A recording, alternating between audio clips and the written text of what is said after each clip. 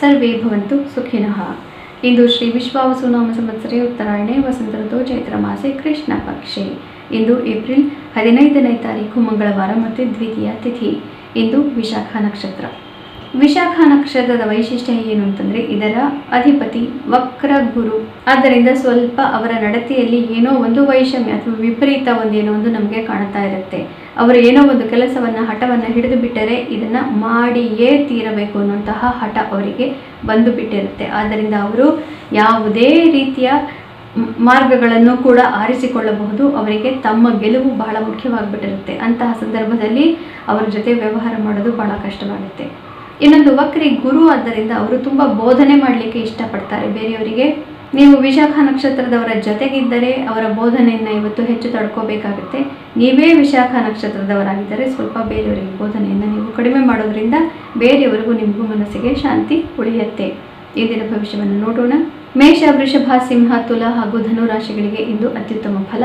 ಇದರ ಅರ್ಥ, ನೀವು ಬೋಧನೆ ಮಾಡಿದರೂ ಕೂಡ ಬೇರೆಯವರು ಇಂದು ಕೇಳಬೇಕಾದಂತಹ ಪರಿಸ್ಥಿತಿ ಇರುತ್ತೆ. ನಿಮ್ಮ ಮನಸ್ಸಿಗೆ ನೆಮ್ಮದಿ, ಯಶಸ್ಸು ಪ್ರಾಪ್ತಿಯಾಗುತ್ತೆ. ನೀವು ಸರಿ ಅನ್ನೋದು ಸರಿಯಾಗಿ ಎಲ್ಲರಿಗೂ ತಿಳಿದು ನಿಮಗೆ ಆತ್ಮವಿಶ್ವಾಸ ಹೆಚ್ಚಾಗುತ್ತೆ.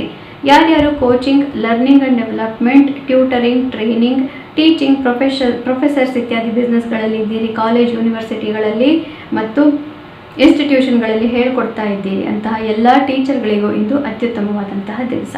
ಮತ್ತು ಇನ್ನು ಮಿಥುನ, ಕನ್ಯಾ ಹಾಗೂ ಕುಂಭರಾಶಿಗಳಿಗೆ ಮಧ್ಯಮ ಫಲ. ಇದರ ಅರ್ಥ, ಸಂಸಾರಿಕ ಜವಾಬ್ದಾರಿಗಳು ನಿಮ್ಮ ಕಾರ್ಯಕ್ಷೇತ್ರದ ಜವಾಬ್ದಾರಿಗಳಲ್ಲಿ ತೊಂದರೆ ಮಾಡುತ್ತೆ. ಇದರ ಅರ್ಥ, ನೀವು ಎರಡನ್ನು ಸಂಭಾಳಿಸಿಕೊಂಡು ಹೋಗಬೇಕು. ಮನೆಯ ಉಸಾಬರಿಯನ್ನು ಆಫೀಸ್ನಲ್ಲಿ ಮಾತಾಡಬಾರದು. ಆಫೀಸಿನ ಬಗ್ಗೆ ಮನೆಯಲ್ಲಿ ಮಾತನಾಡಬಾರದು. ಆಫೀಸ್ ಅವರು ನಿಮ್ಮ ಸಮಯ ಪೂರ್ತಿ ಆಫೀಸ್ ಬಗ್ಗೆ ಇರಬೇಕು ಅಂತ ಅಪೇಕ್ಷೆ ಇಟ್ಕೊಂಡಿರ್ತಾರೆ. ಮನೆಯವರು ನೀವು ಆಫೀಸ್ ಜವಾಬ್ದಾರಿಗಳನ್ನ ತಂದು ಮನೆಯಲ್ಲಿ ತೋರಿಸಬಾರದು ಅನ್ನುವಂಥ ಒಂದು ಅಪೇಕ್ಷೆಯನ್ನು ಇಟ್ಕೊಂಡಿರ್ತಾರೆ. ಇದನ್ನು ಅರ್ಥ ಮಾಡ್ಕೋಬೇಕು. ಮತ್ತು ಇನ್ನು ಕರ್ಕ, ವೃಶ್ಚಿಕ, ಮಕರ ಹಾಗೂ ಮೀನ ರಾಶಿಗಳಿಗೆ ಇಂದು ಸ್ವಲ್ಪ ವಿಷಮ ಫಲ. ಮನಸ್ಸಿಗೆ ಕ್ಲೇಶ ಇರುತ್ತೆ. ಮನಸ್ಸಿಗೆ ನಿಮ್ಮ ಸಂಬಂಧಗಳ ಬಗ್ಗೆ ಯೋಚನೆಗಳು ಇರುತ್ತೆ. 2 ದಿನಗಳ ನಂತರ ಯೋಚನೆ ಪರಿಹಾರವಾಗೋದ್ರಿಂದ ಮುಖ್ಯ ನಿರ್ಧಾರಗಳನ್ನು ಮಾಡೋದಕ್ಕೆ ಒಳ್ಳೆಯ ದಿನ ಅಲ್ಲ ಇದು. ಸ್ವಲ್ಪ ಮನಸ್ಸಿಗೆ ಕ್ಲೇಶ ಆಗಲೇಬೇಕು. ಯಾಕೆಂತಂದರೆ ಎಲ್ಲ ರಾಶಿಗಳಿಗೂ ತಿಂಗಳಲ್ಲಿ 6 ದಿನ ಚಂದ್ರ ಅತೀ ಒಂದು ಮನಸ್ಸಿಗೆ ಹಿಂಸೆಯಾಗುವಂತಹ ಗೋಚಾರವನ್ನು ಇಟ್ಟಿರ್ತಾನೆ. ನಿಮ್ಮ ದಶಾಭುಕ್ತಿ ಜಾತಕದಲ್ಲಿ ಚೆನ್ನಾಗಿದ್ರೆ ಏನು ತೊಂದರೆ ಆಗೋದಿಲ್ಲ, ಪರೀಕ್ಷೆ ಮಾಡಿಸಿಕೊಳ್ಳಬಹುದು.